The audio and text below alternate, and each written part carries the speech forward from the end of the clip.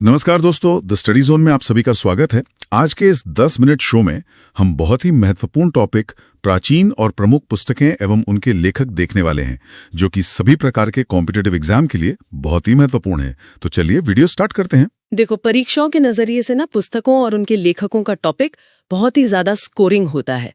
अगर हम फैक्ट्स को क्लियर रखें तो मार्क्स बिल्कुल पक्के हैं। बिल्कुल, मतलब इसे थोड़ा डिकोड करते हैं। सबसे ज्यादा कंफ्यूजन तो प्राचीन रचनाओं में होता है ना।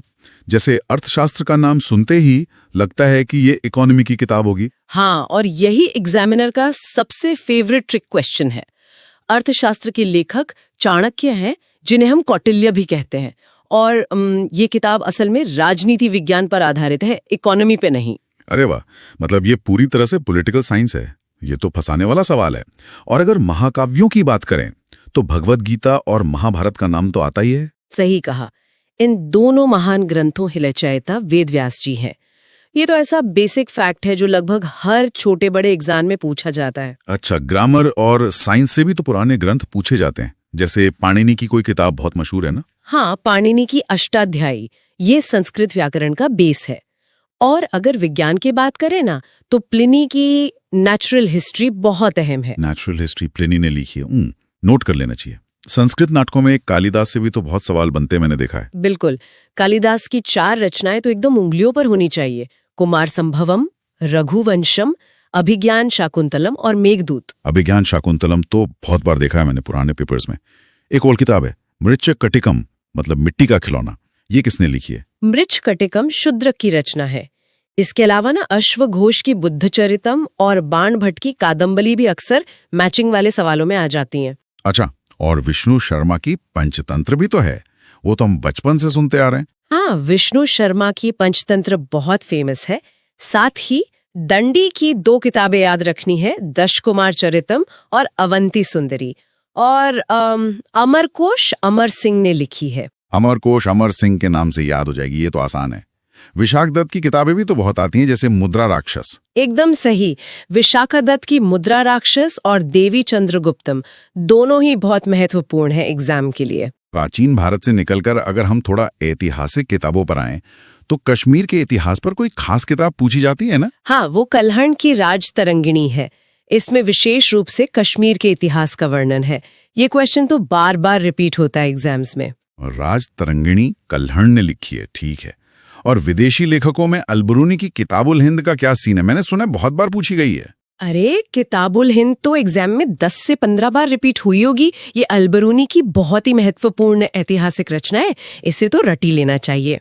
सच में 15 बार? कुछ और क्षेत्रीय ग्रंथ भी हैं क्या जो हमें याद रखनी चाहिए? देखो, सोमदेव सूरी की नीति वाक्यामृत, नए चंद्र सूरी की हम्मीर महाकाव्य और वाकपति की गौड़वाहो याद कर लो। अच्छा, और लॉ या कानून से जुड़ी भी कोई पुरानी किताबें हैं क्या? हाँ बिल्कुल, विज्ञानेश्वर की मिताक्षरा और जीमो प्लाहन की दाय भाग भी बहुत अहम है। मिताक्षरा और दाय भाग, ये तो सच में इंपॉर्टेंट लग रही हैं।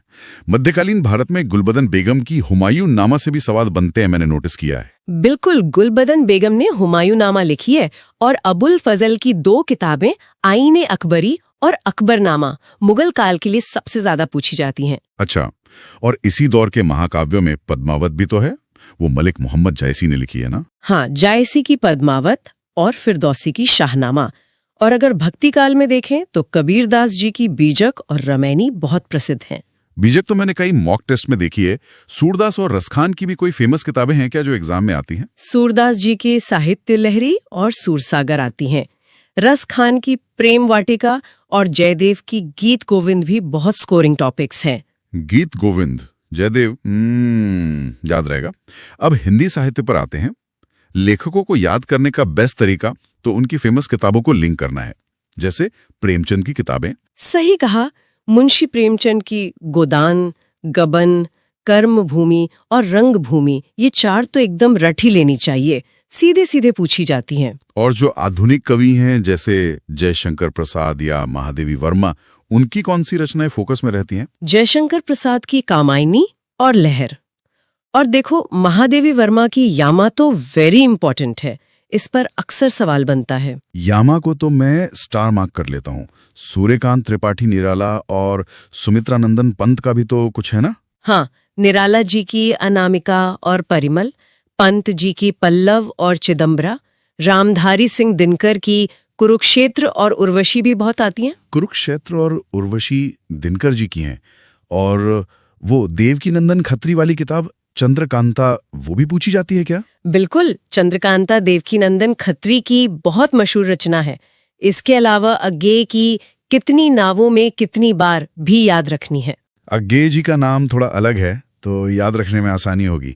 और कौन सी अहम किताबें हैं जो इस काल में छूट रही हैं? भर्तृहरि की नीति शतक और वैराग्य शतक, भवभूति की मालती माधव और उत्तर रामचरित, प्रवर सेन का सेतुबंध और शरद चंद्र चट्टोपाध्याय की देवदास और चरित्रहीन। देवदास तो काफी फेमस नाम है। और क्या यशपाल की कोई किताब आती है? हाँ, यशपाल की दादा कॉमरेड भी काफी इंपॉर्टेंट है एग्जाम्स के दृष्टिकोण से। अरे वाह, ये लिस्ट तो काफी सॉलिड हो गई। अब जरा आधुनिक युग पर आते हैं। रविंद्रनाथ टैगोर जी को तो नोबेल मिला था ना किसी किताब के लिए? हाँ, 1913 में उन्हें गीतांजलि के लिए साहित्य का नोबेल मिला था। ये एग्जाम का सबसे फेवरेट सवाल है। इसके अलावा उनकी चित्रांगदा और गार्डनर भी याद रखनी है। गीतांजलि 1913। परफेक्ट। और डॉक्टर B.R. अंबेडकर जी की किताबों के बारे में क्या कहेंगी? उनकी एनिहिलेशन ऑफ कास्ट बहुत फेमस है। बिल्कुल, अंबेडकर जी की annihilation of caste, waiting for a visa जो उनकी आत्मकथा है, और the Buddha and Karl Marx exams के लिए बहुत रेलेवेंट है। वेटिंग फॉर अ वीजा उनकी आत्मकथा है, ये अच्छा फैक्ट है।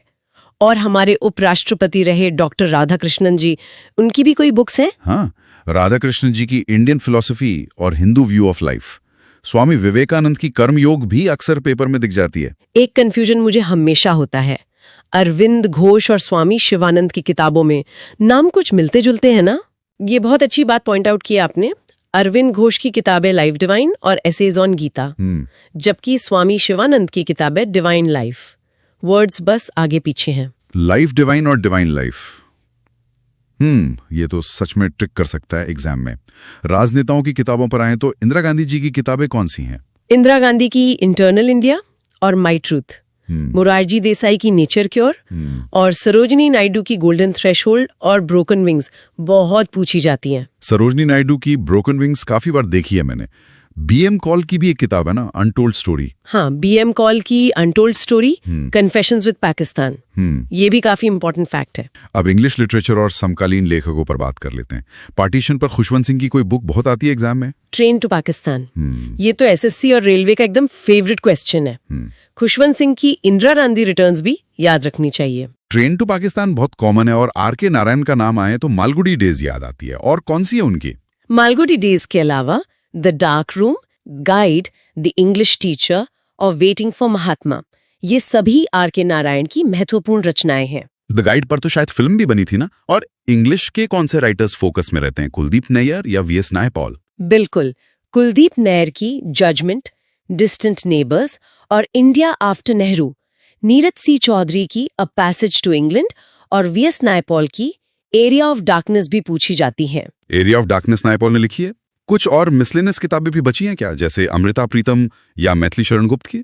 हाँ, नयनतारा सहगल की a voice of freedom, Mulkraj Anand की द बिग हार्ट और the bride's book of duty, Maithili Sharan Gupt की भारत भारती तो बहुत ही इंपॉर्टेंट है। भारत भारती बहुत पूछी जाती है, सही कहा। अमृता प्रीतम और काजी नजरुल इस्लाम की भी कोई खास बुक्स हैं? अमृता प्रीतम की डेथ ऑफ सिटी, विजय तेंदुलकर की सखाराम बाइंडर और काजी नजरुल इस्लाम की अग्निवीणा, ये विविध सेक्शन के अहम सवाल हैं। अंतिम विचार के रूप में सोचिएगा, ये पुस्तकें केवल पन्नों का समूह नहीं है, बल्कि ये समय यात्रा करने का एक जरिया है। जो समाज इन पुस्तकों में दर्ज है, क्या वह आज भी हमारे आसपास मौजूद नहीं है? इस पर जरूर विचार करें। तो दोस्तों, आज के इस वीडियो में हमने प्राचीन और प्रमुख पुस्तकें एवं उनके लेखक को विस्तार से समझा। अगर वीडियो आपको उपयोगी लगा हो तो लाइक जरूर करें, अपने दोस्तों के साथ शेयर करें और हमारे चैनल द स्टडी जोन को सब्सक्राइब करना ना भूलें। बहुत जल्द मिलते हैं इस सीरीज के अगले वीडियो के साथ। धन्यवाद।